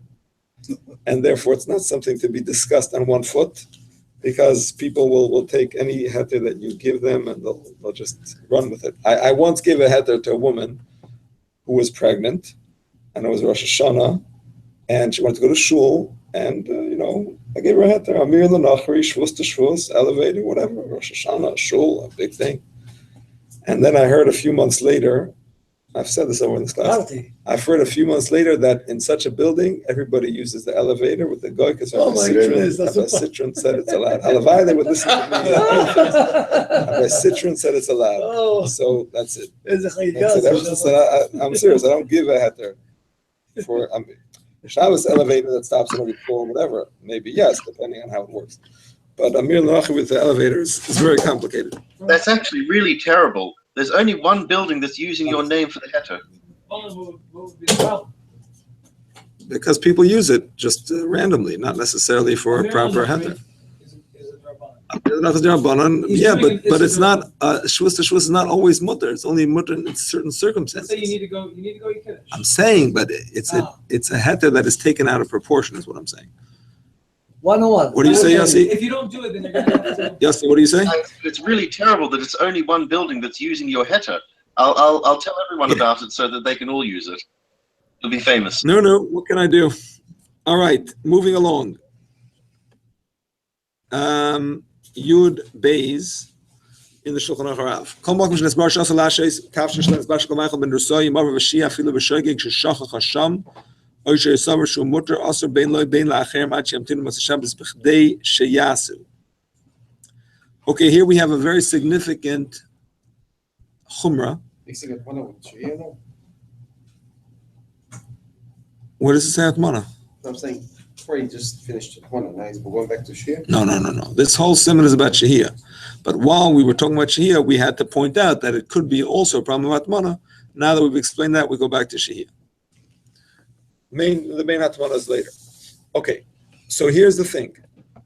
The Gemara says that a person who transgresses and does a forbidden Shehiya is not allowed to benefit from that food until after Shabbos. Bichdei sheyasa.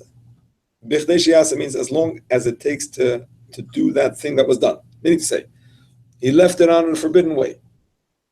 So let's say according to the Ramah, it was less than half cooked or third cooked, whatever it is. According to the Mechaber, it was not fully cooked. So it cooked on Shabbos in a forbidden way because he didn't cover the coals. And it got ready, it took in a half hour, let's say. So not only can he not eat the food on Shabbos, he cannot eat the food after Shabbos for a half an hour. It's more than that. What if it took 2 hours? 2 hours. Whatever it took, he has to wait till after Shabbos for that amount of time. And this is more strict, believe it or not, than a person who did a melacha on Shabbos itself. Chas v'shalom, a person cooked on Shabbos, forgot, he made a mistake. He cannot benefit from that on Shabbos, nor can anybody else benefit from it on Shabbos. But after Shabbos, they don't have to wait b'chdei sheyasa. They don't have to wait the amount of time that it would take to do that thing. Now, the person himself, if it was on purpose, can never benefit from it forever. Right? Exactly. But other people, or even the person himself, if it was a mistake, can use it after Shabbos. Why were they more strict with Shehiya than with an actual malacha on Shabbos? Very simple. Because a malacha on Shabbos, chas v'shalom, who would do a malacha on Shabbos? Very unusual. And if they did, they're probably so blatant sinners that it's not going to help if you tell them b'chdei sheyasa, they don't care. I'm saying a person who's chas v'shalom mamish over b'mezid is not going to listen anyway. So for the people that do care, very rarely would they do it. And we don't want you to benefit mamish from the action itself. Okay, that we understand. But we're not going to punish you with the extra b'chdei sheyasa as if that's going to make the difference. You're not going to do it because of those 2 hours. That's not going to make such a difference. When it comes to Shehiya, when people don't realize how serious it is, because I'm not doing anything on Shabbos, I'm doing it from before Shabbos. Okay, I won't stoke the coals. I'll be careful. It's not the end of the world. So that's when we're afraid that a person is going to be more makel. So therefore, we had to be more strict and add the b'chdei sheyasa. I'm sorry? They're going to come pick it up and eat it. Can you give it to a goy? Don't give it a go. Let it go and pick up the pot. That's it. You mean if you realize that there's a forbidden Shehiya going on, take it out. Why do you need the goy? Why can't you take it out yourself?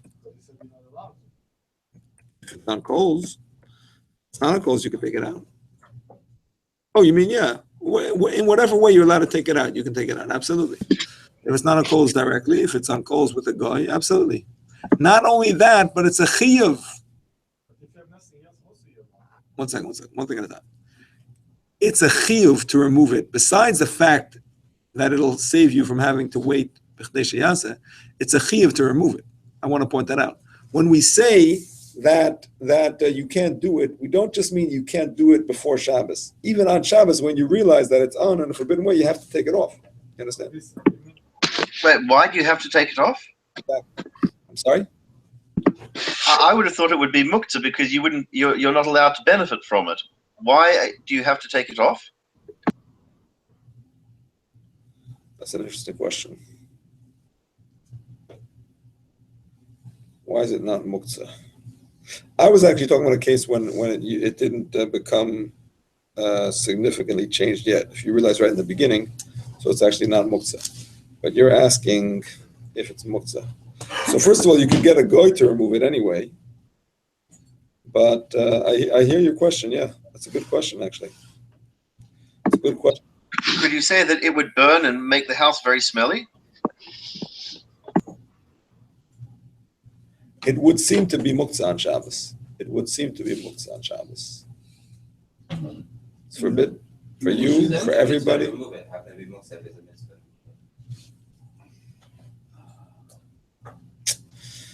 I don't know. These are hard questions.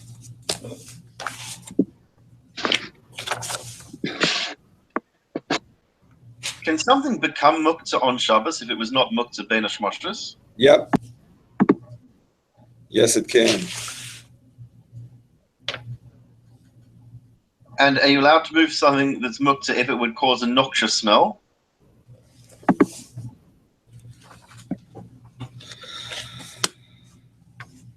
We have the concept of a graf shel re'i, that you can move muktzah if it's ruining the environment, like a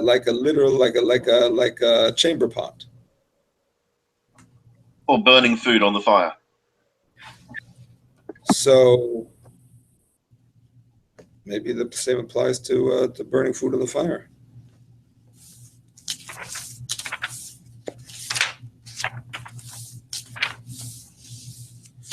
Just give me a moment. Let me see where I saw this about removing it off and make sure.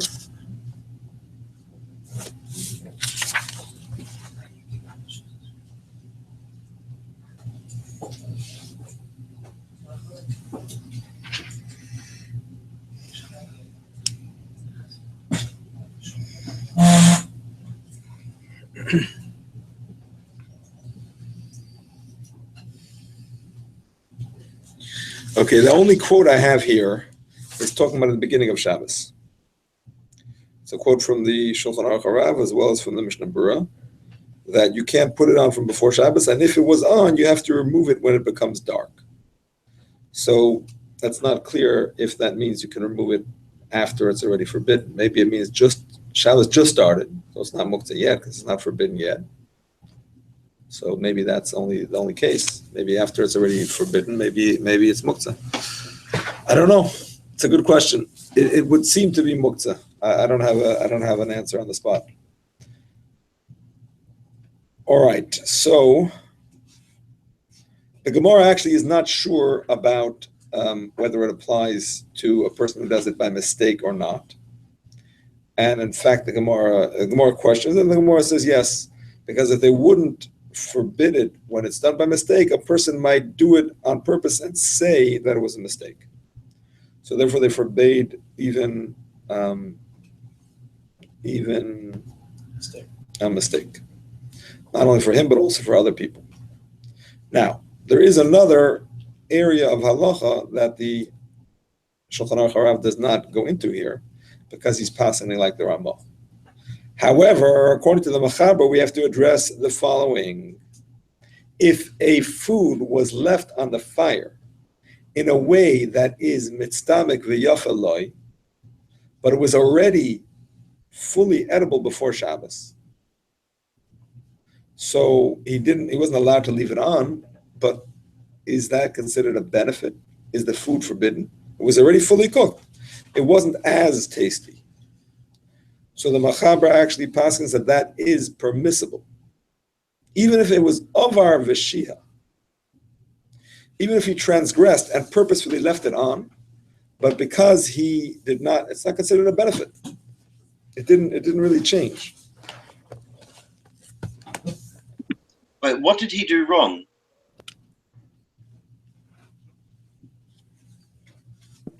What did he do wrong? According to the Machaber, you can only leave it on an uncovered flame if it's mitzdamek. Uncovered, I didn't get that. Uncovered, yeah, uncovered. He did a forbidden Shehiya, basically. If it would be covered, it wouldn't be forbidden. So, on the other hand, if it was not fully cooked, even if it was more than half cooked, but until it's fully cooked, that is a benefit. So it would be forbidden, and you would have to wait until after Shabbos for that amount of time from that point when Shabbos came in until fully cooked. According to the Machaber. According to the Machaber, that's correct. All problem Shehiya, right? Is only when it's open flame. When it's covered with a plata, I can leave it any which way I want. But when it's covered with a plata, like you said. When it's on a plata, and the plata only has one temperature, Yeah. so then there is no rules, technically, Of Shehiya. of Shehiya. You can leave raw, a little bit cooked, half, quarter, full, makes no difference. However, as we mentioned last week, there is a minhag that many people have to fully cook the food before Shabbos. And we said last week that it's because you may move it on the fire. But I came across in the Shabbos Kalacha, he brings a few other chashashas. First of all, you may forget and stir it. Not so common, but that's also a Torah violation. Another thing he says is that you may open it up and cover it. That's also a Torah violation.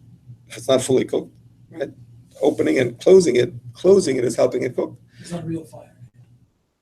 Sorry? This is not actual fire. What do you mean? Not in the plata. No, even a plata. That's like putting the, Oh, it's not fully cooked. Not fully cooked. Maybe it's not fully Not fully cooked. And finally, And you're not allowed to stir it even if it's cooked? fully cooked. If it's not fully cooked. But if it is fully cooked, you have to stir it. If it is fully cooked, midrabanan, you can't stir it. You can't stir Cannot. it. Can't stir it. So that you can stir it. In the pot? Yeah. On the fire? Yeah, so the halacha brew. Sure. I didn't see it for years. I just started checking it out. I think you're talking about off the fire. Even off the fire is a machlokes, but I think on the fire, I think everybody agrees. By the way, the Afutu Yosef says that we go like Hananya. I was going to say that, yeah. I was going to say that, yeah. Just give me a second.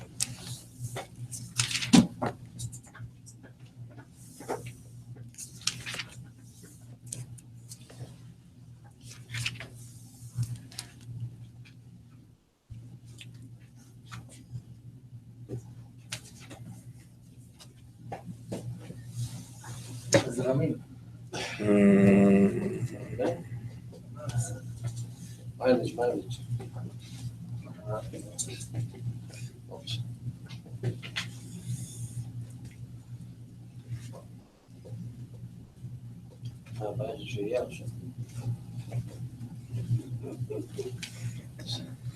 The Mechaber says you're allowed to be megas if it's fully cooked, but in the context, he's talking about when it's off the fire. Shin Yud Ches. Maybe a crock pot is not itself fire. Why not? It's not. Why not? That's on the fire. Ha'ilfus v'agder she'aviron. We were talking about Gabeor. You took them off, and a special called Sarkamutter. Okay. What Siman is it? What exactly? Shin Yud Ches, Yud Ches. I think the Mishnah talked about there's not yet Tzorel, so you'll have to put stuff in it. On the clearation. What do you mean? On Mishnah Bura. When the heat is less and not Tzorel anymore. So it's allowed to. Yeah, so let it go is not bishul. I mean, there's no issues. For the, I don't know.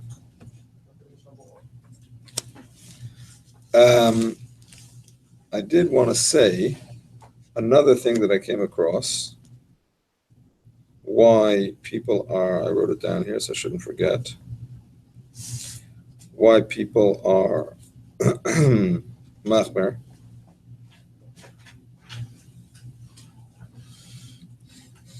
Oh, here it is. Oh, here it is. It's a complicated one. I came across the Tar Kalacha says a reason. Why do people cover even if it's fully cooked? We just discussed why people cook it even if it's covered. But why do people cover even if it's fully cooked? Why do people cover the fire or use a plata? Why not leave it on the fire regular? It's fully cooked. Okay, the truth is, according to the Mechaber, if it's mistamik yafalai, that's one reason. That's one reason. That's one reason. Or if maybe it won't be fully cooked.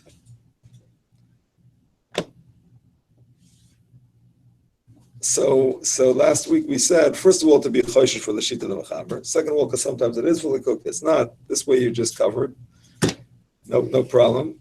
But and also because if you want to do chazorah on Shabbos, it has to be covered. So you may as well have it covered from before.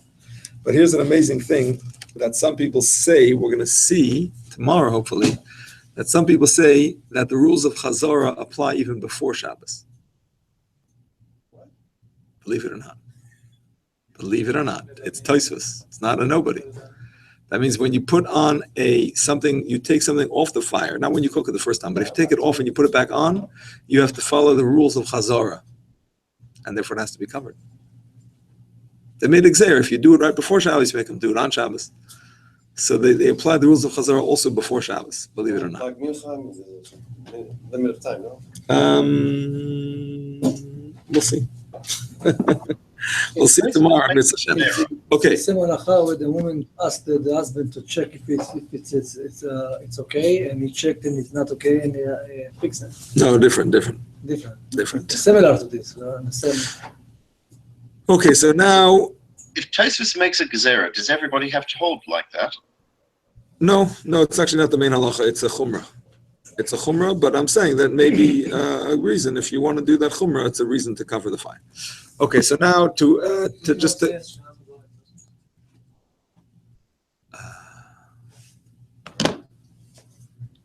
was going to ask you about that anyway. I didn't really get the concept. We'll get to the concept tomorrow, Mitzvah Shem. So you'll ask it again tomorrow. Okay, so here's the thing. When we discussed about the mechaber and what is there a heter for Sfardim to leave something in an oven, let's say, where it's very difficult to cover it. We said yesterday or last week that it seems impossible. However, the Alkut Yosef says that the minhag of the Sfardim is to be mekel, like the opinion of Hananya. To be mekel and to hold like Hananya, that as long as it's half cooked or even a third cooked, you can leave it on an open flame. Not like the mechaber. I'm sorry? No, that lachatchila half cooked, but you have it a third. Not like the mechaber. Yes, not like the mechaber. Okay. It's a chiddush. So what? Based on what? In the US? I'm sorry? Are most ovens in the US gas or electric? In Miami, they are electric. In New York, I've seen a lot of gas. In LA, where I grew up, it was gas. Other than those places, I have no idea. Okay. So the UK is all electric. Okay. So here's the thing. Ravadia points out, he quotes them, only Ravadia can do this. He points out that there are 20 poskim of the Rishonim that paskin like Hananya, and only 7 that paskin like the Chachamim. And then another point that he makes is, when was this minhag? It must have been, Maran says, only if the minhag was before Maran can change around something. Or else we would have to have rules of Maran. And when Maran paskin something, he says that if you had a minhag before me, so you do your minhag. So if this minhag came afterwards, so why would I listen to Maran? Why don't I listen to Maran? I don't know. I don't know when the minhag came. Not really sure. You mean it was like a minhag b'tos, is what you're saying? A mistaken minhag? So how does that have the right to change the halacha? He writes it as a halacha, so I'm saying it has to fall within the klalim of he's saying. If Sfardim accepted Maran, and this minhag came only afterwards because people wanted to be lenient or became lenient or minhag ta'ut or whatever the case is, and then I don't know. Lenient, so. I don't know. Maybe the minhag existed before. And the Machaber was saying the halacha, the way it seems to him, but the minhag in some places or in many places was already different. I don't know. Another point is, and this is a very interesting point, that in Siman Reish Nun Daled, the Machaber says something which leads some people to believe that he himself changed his mind. The Machaber there says, in Reish Nun Daled Beis, Peiros Shenachol and Chayin, Mutter Litnam Savak Deav Bishi Efshashi Tzolu Konim Chashecha, He says you're allowed to put raw fruit that are edible, raw, on the fire before dark, even though it's not covered.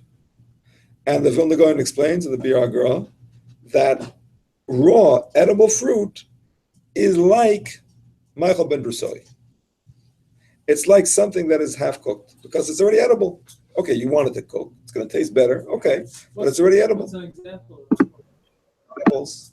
Apples is fully edible. That's not like. I understand. Like, But you want compote. You want applesauce. No, I'm saying like Mahal ben Dorsai is I'm saying barely. okay, so it's not it's still Mastamik v'Yafalai. Whether so okay, so it's even better than Michael ben Drusai. It's fully cooked, but it's not. It's still Mastamik v'Yafalai. Better. People. You want that of it? Yeah, absolutely. Mastamik v'Yafalai is absolutely subjective. It's not objective. Like it says in the Gemara that if you have guests, then meat is mitztamik v'ralai because you would rather the volume. If you're eating yourself, it's mistamik v'yafalai because you'd rather let it burn a little bit and get that crunch. So you see, it's totally subjective, not just from one person to the next, but the same person, depending on his circumstance. If he wants it, it's yafalai. If he doesn't want it, it's ralai. So the point is that so what if it's fully cooked? It's still getting better. So the Bir Agra says this is like Hananya. So it seems from one simon to the other, at least according to that pshat and the Machaber, he changes his mind. So that's a later simon. So therefore we can paskin like that. Why would he do such a thing? Why would he write such a meaning? Why wouldn't he just change what he wrote in the original? That's a question on many cases. Many cases you have simanim where he writes one thing and then he says another thing later. After himself. Yeah, many poskim. You go by what he says later. Why didn't they change it? They assumed you wouldn't realize. But he says it doesn't. It's not like an inference that we're inferring from his words. No. In Reish Nun Gimel, by the way, he quotes both opinions. He doesn't even paskin clearly like one or the other. It's a stam and a yeshayim. Okay, we know the klal, but I'm saying, okay. Then later he quotes the other. So later he brings the other opinion like the stam, like the yeshayim becomes the stam. So it's not so crazy, you know. He brings an opinion and later on he sides with that opinion. So another point that Rabbi makes is that there's especially room to be lenient about shalent because it's not going to be until the next day. And some Rishonim, I don't remember who they were. They were obscure, but they were real Rishonim. There were like 2 or 3 of them that the Beis Yosef quotes hold that the rules of Shehiya only apply to foods that are going to be eaten at night, not the foods that are going to be eaten by day. The same idea of a raw food, which is you can eat it by day, so you don't care about it. So some Rishonim apply to all foods that you decide you're going to eat by day, regardless of raw or cooked. So that's another reason to be lenient.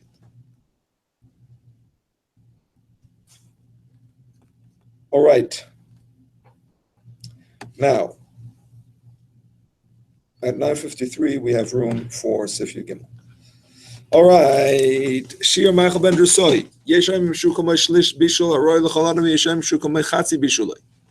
The Shir of Michael ben Drusoi, some say is a third cook. That's the opinion of Rashi. Some say it is half cooked. That's the opinion of the Rambam.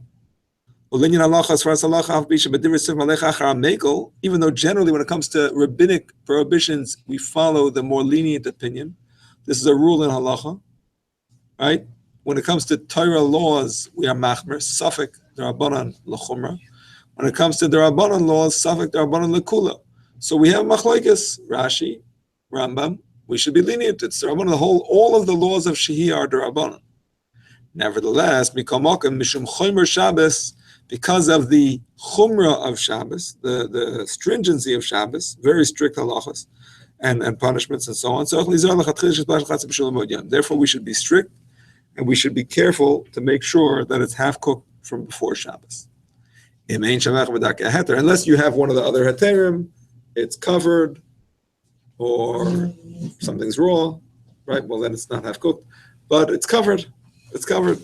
What does he mean? Echad midarke heter, like there's more than one. Anybody?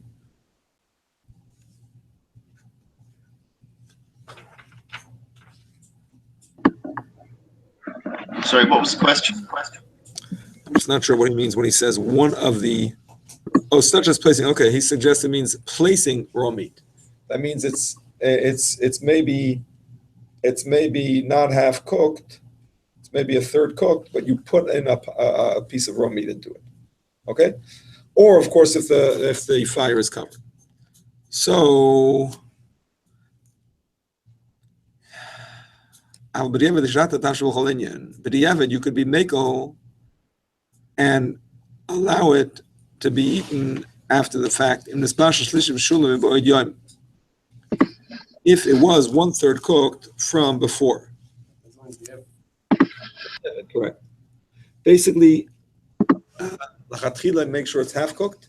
If you left it on when it was only 1/3 cooked, b'diavad, it will be allowed. There's an interesting footnote here. You Yes. mentioned last week that that it's according to the amount of time. The footnote suggests that the Alter Rebbe paskins that you should take the more stringent of time or taste. Which footnote is that? There's a footnote 64. 64, I'm going to read it right now. The halachic authorities mentioned 2 ways of determining the third and half measures mentioned here. One possibility is to measure the time. The food would normally take 120 minutes to cook. I want to say it would be 60 minutes or 40. It should be noted that according to this opinion, the time period begins once the food begins cooking, not when it's placed in the fire. So others maintain that these are not measures of time, but of taste. In many instances, the actual cooking process of food is slower when it's first put on the fire and then proceeds at a faster pace. According to the principle mentioned here by the Alter Rebbe, it would seem that one should be strict according to both opinions. Oh, no, he's saying according to the principle of the Alter Rebbe, you understand? He doesn't have an indication in the Alter Rebbe. He's saying, since we have 2 opinions, and the Alter Rebbe here says that when the opinions about the laws of Shabbos, you should be strict, so that's why you should be strict. If it is not yet half cooked, one should consider it half cooked until, of course, yeah. All right, I hear it. So is he suggesting that the Alter Rebbe would paskin that it's the No, he's using the Alter Rebbe's rule to apply it to that case. He's not suggesting what the Alter Rebbe would paskin. But here's the thing: what I just want to say clearly what you just pointed out. What I said last week, that the way to measure Michael ben Rosoy is the amount of time it takes to cook divided in half. Right.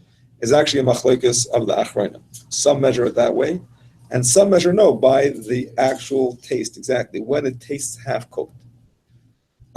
So that's a machlokes, and he's suggesting here that you should be strict, meaning to say it could be that it cooks slower in the beginning, so even half of the time does not bring it to the point of being half cooked. So how do you know when it's half cooked? I guess you actually have to taste it and see if it's edible, because that's the definition of Michael ben Rosoy, that it should be edible. So, yeah. Did we come to a conclusion with the Sephardi guest and the... One second, I'm sorry. Yeah, like a summary of, like, are you going to have a summary of all the... Yeah, we'll do a summary. All the opinions. I'm saying like... the main opinions. The main opinions. Such a thing, or do you... We'll see. Yossi, what are you going to ask? Did we come to a conclusion? I asked last week or 2 weeks ago if a Sephardi guest comes along and it was only half cooked going into Shabbos. Well, we just mentioned that the Yalkut Yosef Paskins says that most Sephardim follow Chananya. That's the minhag. It's better to be strict, but certainly they can be lenient. But you have it, even those that are strict. Okay. All right. Very good. To be continued tomorrow. Question? Yes. Crock-pot, Yes. half cooked. Minute before Shabbat, you drop a piece of raw meat. Just stop. I just do the. It's not something. It's not.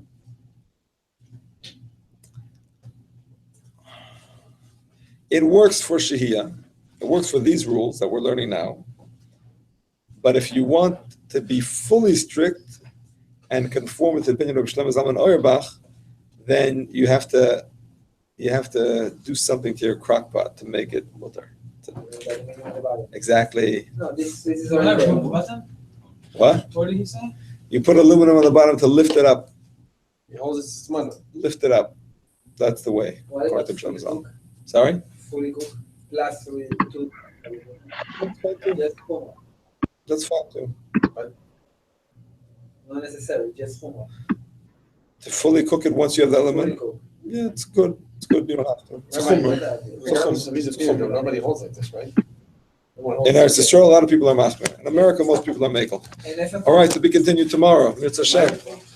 Arvid, Put aluminium underneath to hold it Oh, up. better fully cooked, but half cooked is also okay. Half cooked is also okay. could you use the corn post in the crack pot? I don't know if it will lift it up enough. I don't think it's enough. Maybe 3 coins. I think 1 coin is going to be enough. Okay, all the best. Arvid, Yeah, fire.